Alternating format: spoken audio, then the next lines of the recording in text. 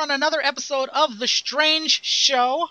Like a surprise colonoscopy with no lube, we're back on once again an inconsistent schedule. Joining me today are two divergent opinions in a rolling sea of chaos. To my right, well, to everyone's right, is Emily Sofia, talented musician, noted Dexter blogger, insightful as she is beautiful. Emily Sofia, introduce yourself. Hello. I am indeed Emily Sofia, and I'm stoked to be here and Dexter it up with you all. Awesome. You can find Emily at M Mighty Sophia. That's E-M, two M's, Sophia. You can find music there. You can also follow her on Twitter at Emily Sophia Smith. Right? Yes, sir. Awesome. That is correct. And you can also check out her reviews on DexterDaily.com, keeping you updated on all the Dexter news. And on Tumblr, I am the Cruel One. So check those out. And returning for a second appearance on The Strange Show, we have Paul Tassi of Unreality Magazine, co-founder. And you do write articles for Forbes and Double Viking. I do not write for Double Viking, but but it's one of those. It's insert coin, right? That's for Forbes, yeah. Awesome. Yeah, Paul, tell us everything. Tell people, say hello to the people.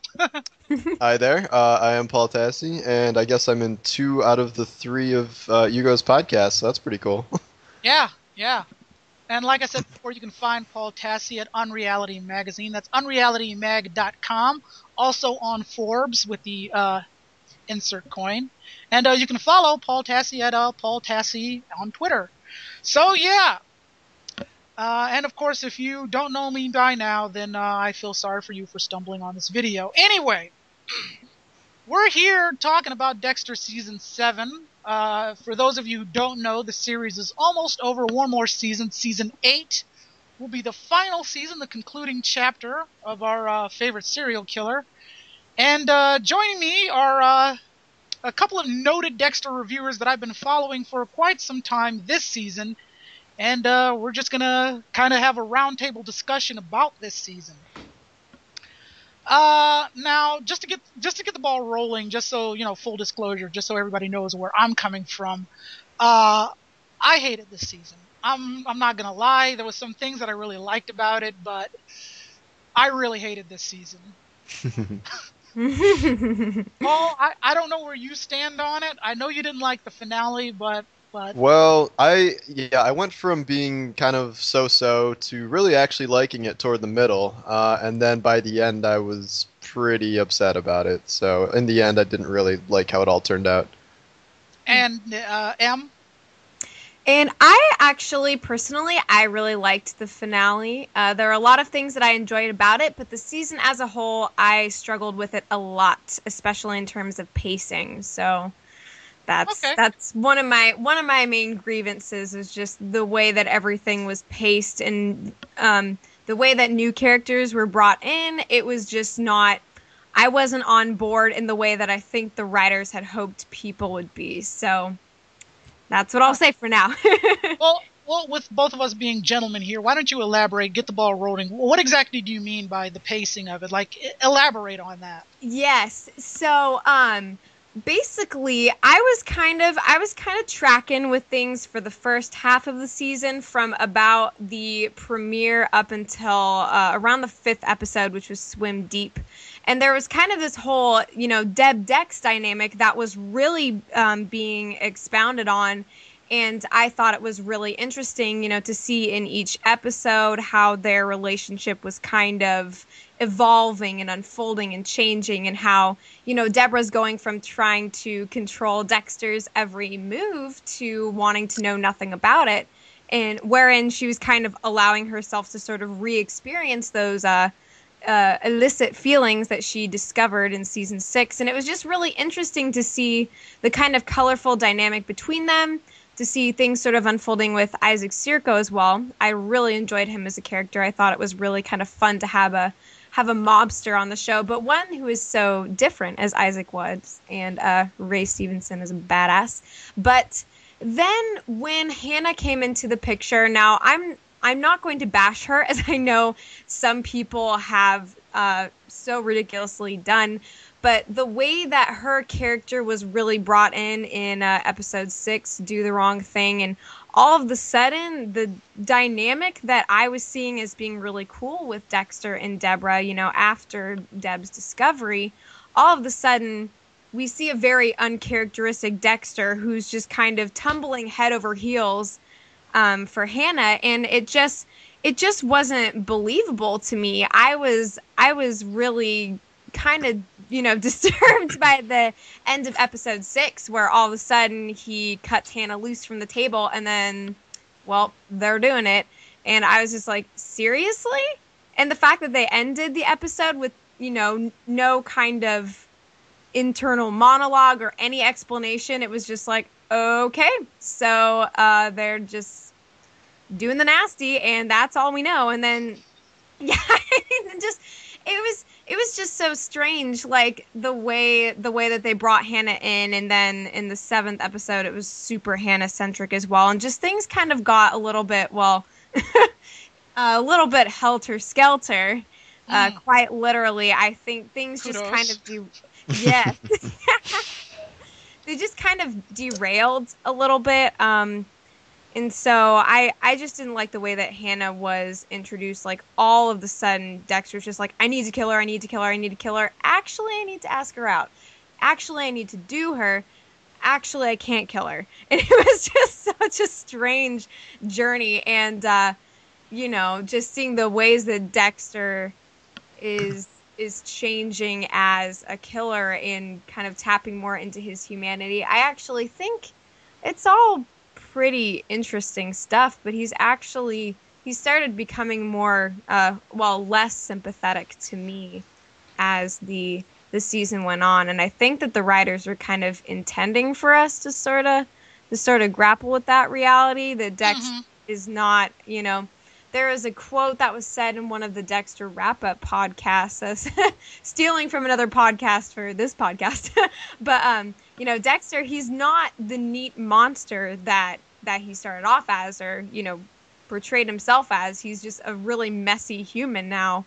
And that makes this journey really kind of weird and wild, and you just never know what's going to happen. So that's been something that's been hard for me to come to terms with.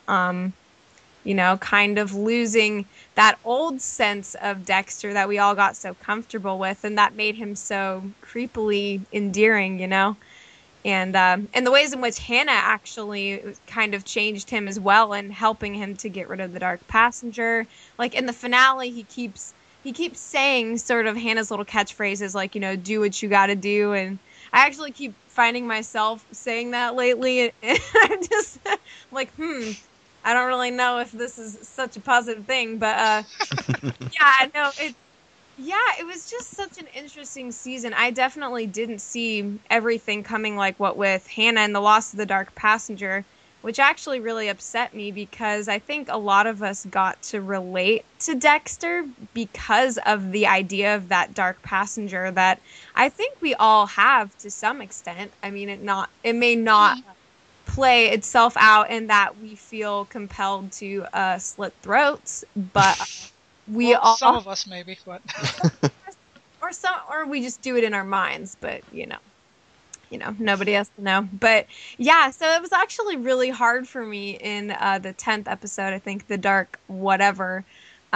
seeing that side of him being lost, because I was like, oh crap, like it just sort of made me kind of think about the ways in which I related the Dark Passenger, like, to my own self. And I'm like, well, now that Dexter doesn't have the Dark Passenger, what does that mean for all the people who really were kind of jiving with Dexter because of that idea, you know? So we'll touch back on that. Paul, I want your assessment on this season. Because you said you were tracking with it for a while. When exactly did the ball drop for you? I actually agree about the whole Hannah thing. It just, that was when things kind of started to turn for me, where she was introduced, and then all of a sudden, yeah, he's completely in love with her, and then he's got her on the table, and then all of a sudden he's like, she's too hot to kill, like, never mind. And like, that's really what it felt like, because literally there was no other reason for him not to kill her. Like, she completely met the code and all that, so why would he Right. just not do it? And it's literally just because she was really hot, and like the relationship developed after that, but it didn't feel like a very authentic start to it. And like, I don't really have a problem with Hannah as a character. I guess I just have a problem with how she was used on the show. And like, Yeah. she never felt like their relationship never felt authentic to me, and that really bothered me, because like, this was the season that Dexter's, supposed to finally be able to love and this and that, but like, I didn't really buy that, because at a certain point he got to love Rita, like back a few seasons ago, and then I felt like his relationship with Lumen was actually way more authentic and realistic feeling Thank you. than this one Yeah. was. And Hannah McKay's character felt like she could have been Lumen. Like, Lumen could have come back to the show and maybe have started killing people on her own or something, and then they could have picked up their relationship. But you introduced this completely unrelated character with all these weird things about, like, she poisons like people who deserve it sometimes and then not people, and like just making up her backstory on the fly. Like, it wasn't very cohesive, and like, neither was their relationship. And so that's why I personally, if I was doing a Hugo Strange post and rewriting the whole season, I probably would have brought back Lumen to fill her role. And I think you could have played out a lot of the same plot points, but it's just that the relationship would have had a backstory to it and felt more authentic. Mm-hmm. Yeah. And I definitely agree with that a lot. Yeah. Continue. And other than that, I also agree that Ray Stevenson his Isaac was the best part of the season by far. Oh Which yeah. is why I was so bummed with the way he bit it at the end, where he's just giving this like sappy monologue and like, slowly, just dies like, what was it, 2 or 3 episodes before the end of the season. Yeah, it was episode 9. I was so mad. Yes. Yeah, I didn't really get why that was the pacing issue I thought you were going to talk about, was because Right. that just seems so out of place. Like, why they would pick that time and that way to get rid of this, big, the big bad of the season. And like, Yeah, granted, they no. don't want to be formulaic every season and like kill the big villain at the end like every time, but Right. it was a really lame way to send off like a really, badass character, and that was kind of a bummer to see. And then I don't know, I'm sure we'll have a whole other discussion about the actual like the finale, but Right. Yeah. Yeah. We'll get there. The Mhm. ball dropped for me immediately. Which episode was Buck the System? I do believe that was the 3rd episode. It was the 3rd one. Yeah, that's when the ball completely dropped for me with Lewis. oh yeah, I Yes. forgot about Lewis. Yeah. That was the biggest, like, I completely, like, threw my hands in the air there, because Oh yeah, totally. the issue I have with Hannah, and this will bring me sort of to the finale, is Lewis was pretty much built up in season 6. I really took no notice of him, and people were saying, "Oh no, he erased that information from Asuka way too fast," and I'm thinking, nah, the dude's just kissing butt. He wants to keep his job and he wants to look good for Asuka, so of course he's gonna delete that. Until Right. it was revealed that he had the prosthetic hand, I'm like, oh, hello. They're really doing something with this character, and it's like, nope, gunshot to the head. Yeah, he seemed like he was going to be one of the big bads, like the season 6, like the end of it was kind of making him out to be a pretty formidable opponent for Dexter. Like, he really Yes. seemed to have an agenda. That was the thing that was creepy about him is, yeah, I actually thought that we were going to watch like the rise of a serial killer and Thank see you. Dexter contend with that, which I thought would have been really freaking cool to watch. And then all of a sudden he just gets shot, and it's like, Yeah. Oh. Well, what I don't understand is I still don't even understand his character at this point, because they just killed him and they didn't really answer any of the questions that were raised. Like, why really did he hate Dexter so much? And like, did he know all this stuff about him? Like, it just seemed Yeah. really out of place to just completely end that. And it's like, was he really Yeah. mad that Dexter didn't like his video game? Is that seriously like the backstory you came up with him? Like, Yeah, it didn't make any sense to me. It can't have been, because like, after he was just trying to be like, I'm so mad at it, I'm not going to do anything. And then he shows up at Dexter's apartment, which he said he wasn't going to. And he's like macking on Jamie. And then he goes and ruffles Harrison's hair. And it's just like, bro, apparently like he was going full alpha male. And I was like, oh man, like Shit's Yeah. gonna happen. Oh, can I just make an aside? Can I make an aside and say how impressed I am that Jamie has survived 2 seasons? I I thought she was dead within like 4 episodes last season, and like she's made it all the way through. Like, well, I thought Lewis was gonna kill her as like the first victim or whatever, but know, right? That's exactly what I thought was gonna happen. I thought that he was gonna turn on her first, like she was gonna be his first kill. But I mean, maybe they thought they were being smart by like setting up this thing and then being like, "Ha, I gotcha," like, and then completely changing direction. But like, Yeah. it didn't feel like a cool like switcheroo. It just felt like, oh, well, you just set all that up and for nothing. Like, what? I Yeah. feel like we got trolled, honestly. Yeah, that's what it felt like. It's Yeah. like either it was like the first season of Lost when you could really tell they were going in a very specific direction. Like, okay, these people are in purgatory, they're paying for their sins, and then they're like, oh, never mind, we have to write a whole nother show outside of our initial idea. So I feel like they like wanted to do one thing with them and then just suddenly like hit the abort switch and like went a different direction with it. Yeah. Right. So- But this will bring me to the finale, in which you have a character like Lewis, who showed his usefulness in season 6 with the fact that he was good at the lab stuff and really helping out with the investigation, and at the same time he has a dark side to him, where Yeah. he has all this stuff and whatnot, and he is kind of a creepy dude. And then to just totally annihilate that in season 7. And then you have a character like Hannah, whose backstory is kind of like post-it notes on a bulletin board. Yeah, totally. Yeah, And it's then accurate. she gets to survive this season to come back. And I'm like, I'm really not invested in her character enough to really care about her coming back. Yeah. kind of- Is she coming back? Like, is that for sure? Because like the show always seems like they're gonna bring people back, and then they just like. 'Cause They I thought don't Lumen would be always. back, and then I feel like they could just leave her in jail and be like, well, see you later, Hannah. Like, Maybe, but I mean, if she does, like, I'm really hoping, like, in between seasons, she gets hit by a bus. Like, I'm hoping that happens. in prison, she gets Yeah. hit by a bus. Yeah. That would be intense. Well, what I didn't understand what Hannah near the end there was like, it didn't make sense for me how Dex would agree to turn her in when, like, all she would have to do is play the trump card of like, I can give you so much information about the Bay Harbor Butcher, like it's not even funny. And I know they Very kind of true. explain that away, like, oh, I wouldn't do that because of love and this and that, and no one would believe me. But like, it seemed like a really dumb move for Dexter Well, to turn what her I in like that. What I said in my review is that even if no one would believe her, all she would have to do is just bring up Estrada. How would she know that yeah. information if, Right.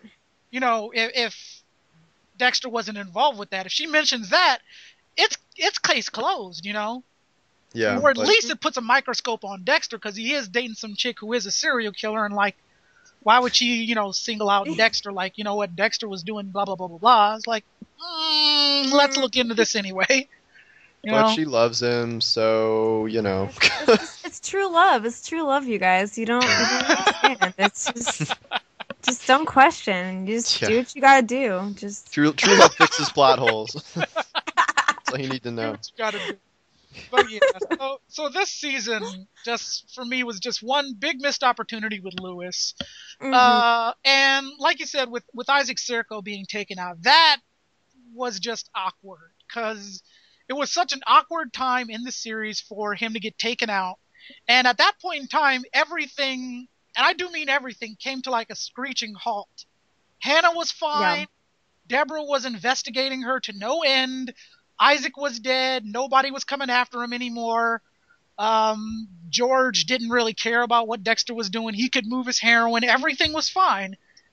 And then Hannah's father shows up. And Paul, I think you said this before I did, but a character is useless when you have to introduce them and kill them in the same episode. Oh yeah, no. yeah. He was just a human plot device, and like it was just weird enough when he showed up in the first place, and then he eventually had like some sort of relevance to the plot, but like that was just such an awkward way to like move the plot forward, like to introduce this character that you Yeah. immediately kill like afterward, and like is Hannah ever gonna find out that Dexter killed her dad? Like who knows? He Probably never not, knowing more this or show. less Like words. Like Yeah. he didn't exactly say he did it, but like in more or less words, she kind of got the message.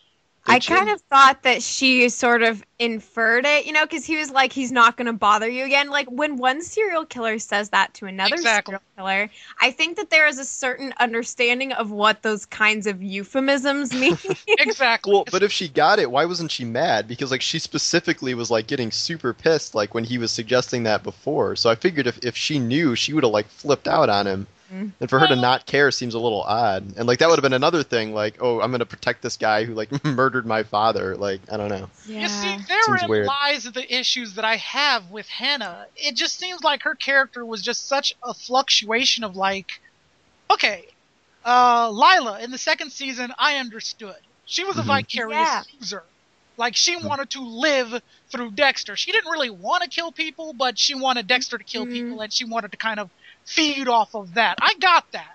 I understood that, and it worked perfectly with everything she said, did, the way she manipulated him and was talking about Aster and Cody and all that jazz. Lila was perfect. I don't necessarily like her, but for the season she was in and what she did in that season worked perfectly. Yeah, she was an awesome character. Like, I mean, she was just well-rounded in that, like, I could understand her and I was following with the way that they progressed in explaining her and showing her true colors. Exactly. And I could even believe, like, Dexter, kind of, like, cheating on Rita with her, because Lila did kind of have that understanding where she didn't necessarily judge Dexter. And that's been this whole thing throughout, Dexter's quote-unquote romantic relationships, is people judging him, because Lumen was saved by Dexter's dark passengers, so no way could she, like, say, oh, what you're doing is wrong. It's like, I saved you, Come on, that's why I liked Lumen so much, is because they had a really believable connection, and the story progressed in a way where their bond was, like, understandable, rather than, like, oh, you're a hot serial killer, I'm a hot serial killer, let's get together, like. Yeah, and that's what it felt like with Hannah for me, and then, like, the rest of the episodes involving her just kind of became this, like, weird, like, romantic comedy of, like, two serial killers where, like, Hannah was just too normal for Dexter. She didn't have a pathology like Lila, or, like, even Rita for that matter, or even Lumen. She didn't have that. She was just too, like, I'm, just planting flowers here, and I'm making my money, and I'm also killing people, but it's all good. And I'm like, what? Yeah, she kind of had this sort of, like, chameleon nature about her. She seemed a little bit different every episode, and it was that inconsistency that, like, kept me from being able to really, not relate with her character, but just to enjoy her character. Right. Because, like, I think that part of the reason why they brought in Hannah's father was to show that vulnerable side of her, to kind of, like, indicate a sort of origin story, and then, like, when she's all upset after her dad, like, ruins her nursery and stuff, and she's crying, and, oh, she's so sympathetic, but it just didn't, like... Yes. It just didn't fully click, because she felt so different every episode, and so, like, it's almost like she was hiding something, but there was, like, nothing that she was hiding. It's just... I don't know if that makes any sense. That's a good way of putting it, yeah. Yes, yeah. That really is. Yeah. I can't remember if it was a Tumblr post or a video where you made an interesting comparison between Hannah and Trinity. Could you elaborate on that, or do you recall doing that? Oh, was that me? It was, I think, I'm trying to remember exactly what I said about that, because that was, I did write about that. Oh gosh, I think it was sort of like Dexter becomes extremely obsessively interested in her, sort of the way that he did with Trinity. With Trinity, he wanted to learn something from him. And with Dexter, his motives are a little bit less clear, but it's that same kind of obsessive, like, I have to be fixated on you, I have to figure out this thing about you, and then it all goes to hell in the end, despite his intentions. The whole thing with Hannah starts off with him just being antsy to kill someone because Deb won't get off his ass. And so he's just, like, one of the episodes starts out with Dexter, and he's, like, spying on Hannah, and Harry's like, what are you doing? And Dexter's like, I need to kill someone. And Harry's like, why her? And he's just like, I don't know, because she's bad.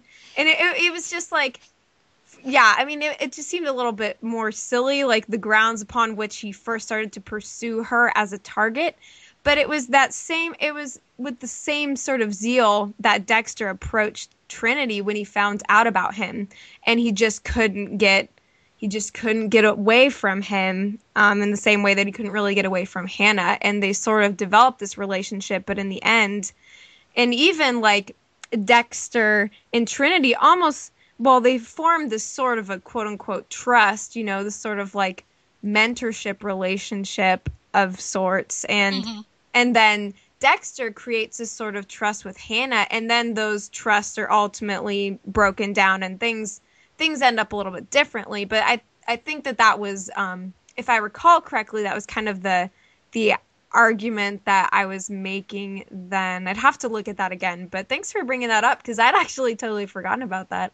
No, because I thought it was really interesting, and you made a lot of good points, just like you did now. Paul, I know this isn't your favorite topic, but I'm going to bring this up anyway because we need to bring it up.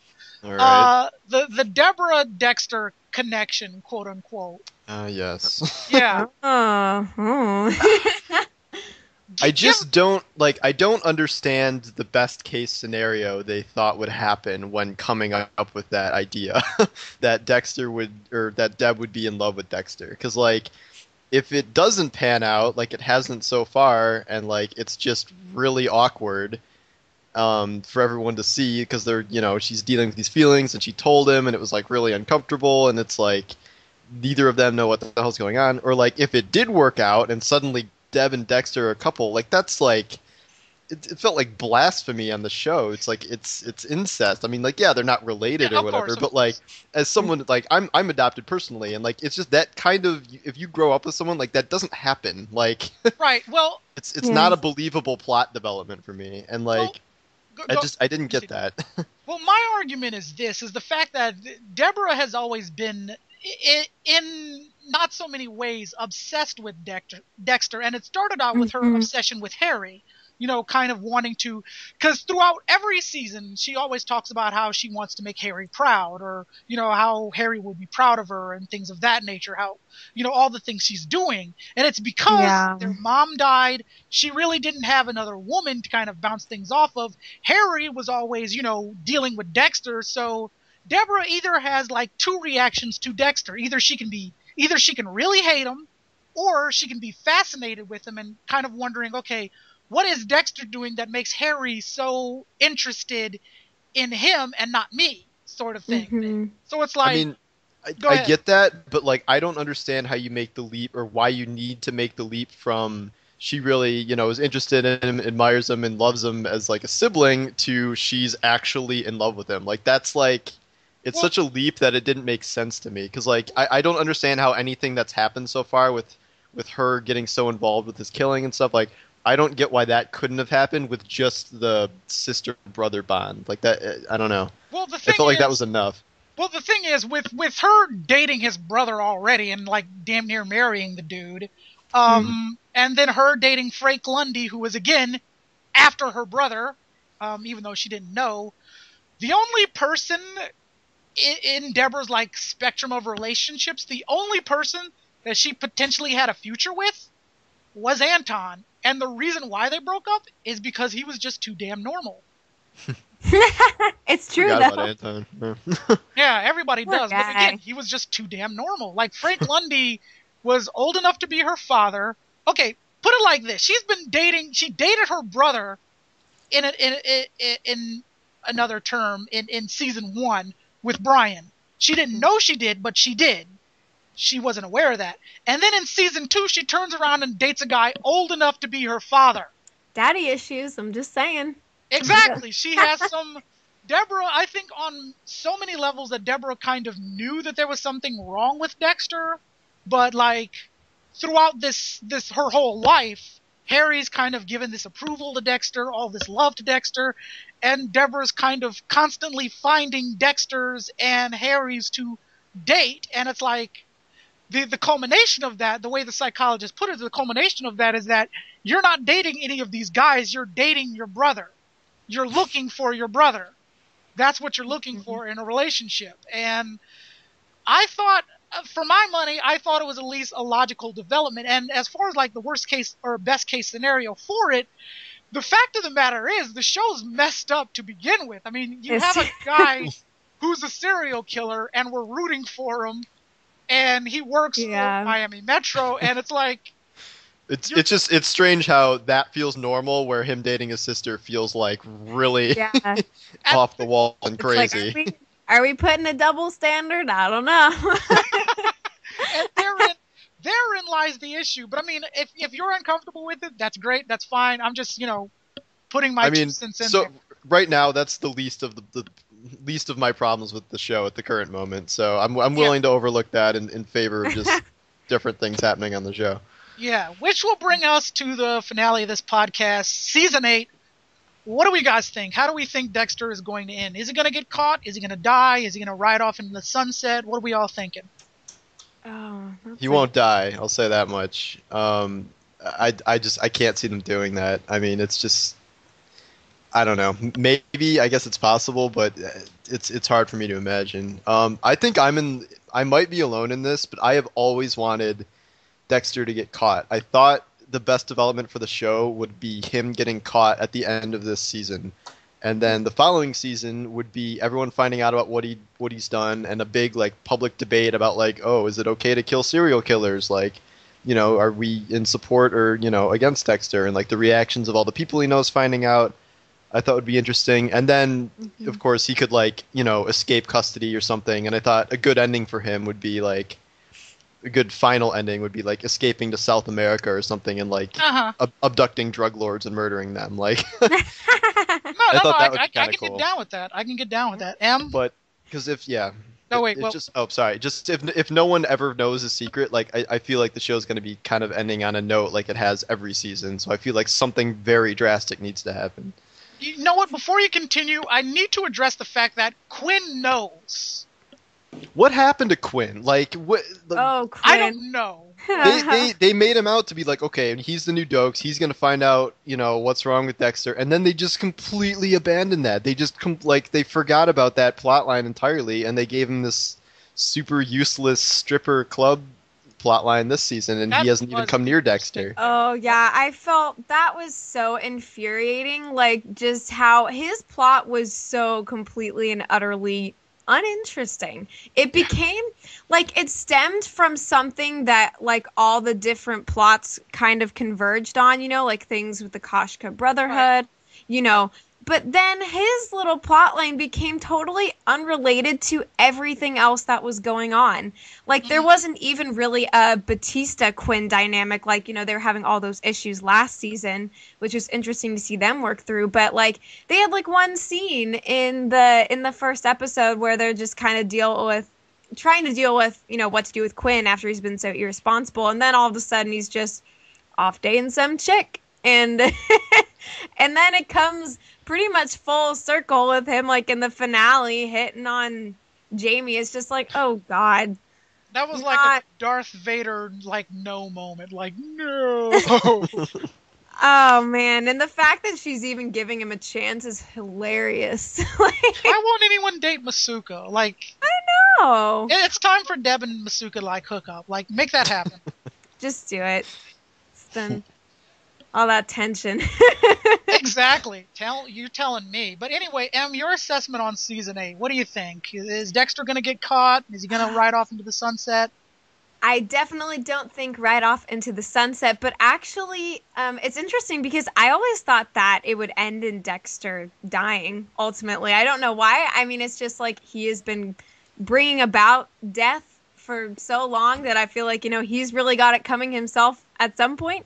I always thought, and I don't know if this is like too, I don't really know, but I always imagined it ending with Dexter dying in some way, and then like Deborah in the aftermath, like dealing with that truth, either like making it known or something. But I actually thought that he might die, and I'm not really sure. Like I have a pretty open mind coming into this season. Like, I literally have no really concrete theory of how I think it should end, and I think in some ways it's a good thing, so that way like my expectations won't be shattered. But yeah, I just have a feeling that there's going to be a tragic ending, and I know that Michael C. Hall has talked about it, and he feels like it should end as a Shakespearean tragedy, so he says, which would actually be frightening to watch, considering Everybody dies. the body count.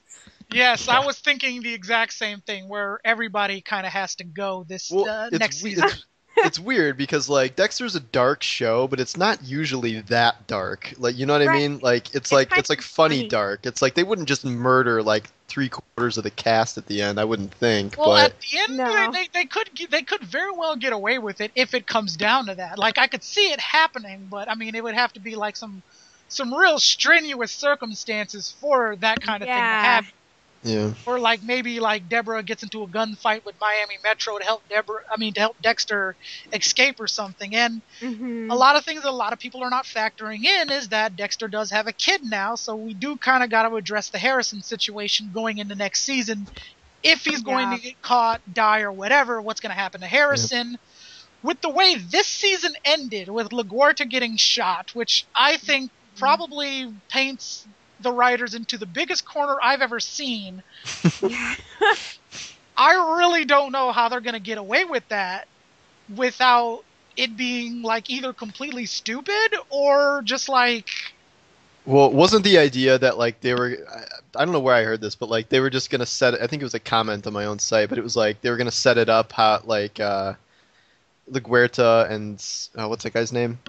Estrada, like she went to go meet him, and then he drew down on her, and then they got into a gunfight or something. Yeah, and like Dexter's trying to paint a scene. He was like trying to make it so that it looked like they killed each other.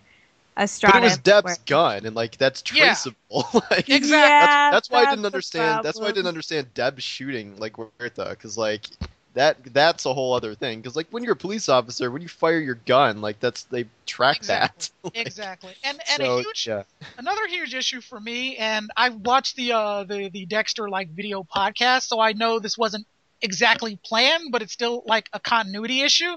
Is that after Deborah shoots LaGuardia, she runs over and hugs her, and I know that was a very emotional moment for you, Em, but she runs over and hugs her, but it's like in the very next scene where they're walking through the party and whatnot, Deborah has no blood on her at all.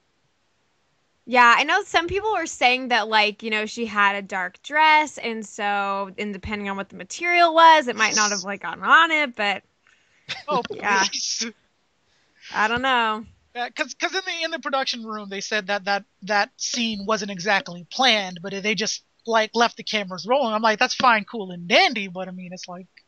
The very next scene, there's no blood in there, so like, are we all led to believe that she kind of like quickly took a shower or washed her face before?